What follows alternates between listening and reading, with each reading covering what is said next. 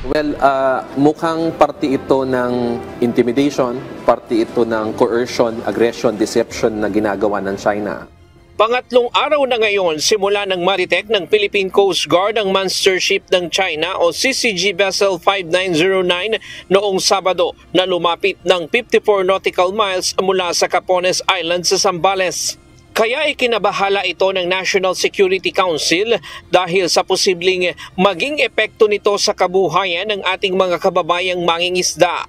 Ayon sa NSC, layunin ng China na takutin ang ating mga mangingisda na nagpupunta sa West Philippine Sea para maghanap buhay.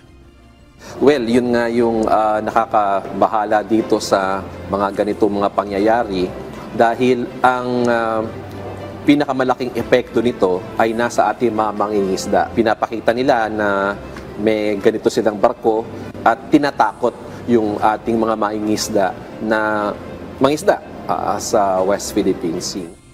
Ito ang unang pagkakataong lumapit ng hanggang 54 nautical miles ang monster ship sa dalampasigan ng Pilipinas at malinaw na nasa loob na ng exclusive economic zone ng bansa. Ayon sa Philippine Coast Guard, bukod sa pananakot sa ating mga kababayang mangingisda, gusto ng China na maging normal ang kanilang pananatili sa Bajo de Masinloc at Zambales. There are two ways that we can interpret this deployment of the Chinese Coast Guard monster ship. One is they want to normalize the deployment of their Coast Guard vessel in Bajo de Masinloc and it's in the vicinity of VDM, especially in Zambales. Secondly, they want to discourage the Filipino fishermen to go on fishing by threatening them that the China Coast Guard vessel is there to stay. Kaya naman bilang tugon, paiigtingin pa ng PCG at BPAR ang kanilang presensya sa lugar para suportahan ang mga mangingisda. Hinikayat din ng NSC ang mga mangingisda na huwag magpapadala sa ginagawang agresyon at pananakot ng China. Magpapatuloy din ang kanilang mga programa sa kapakanan ng mga mangingisda. Kaya wala ring magiging epekto sa operasyon ng pamahalaan ang presensya ng monster ship sa lugar. Tuloy-tuloy lang po kayong mangisda at hindi po titigil ang ating pamahalaan through the Coast Guard and the BFAR na magbigay ng suporta sa inyo.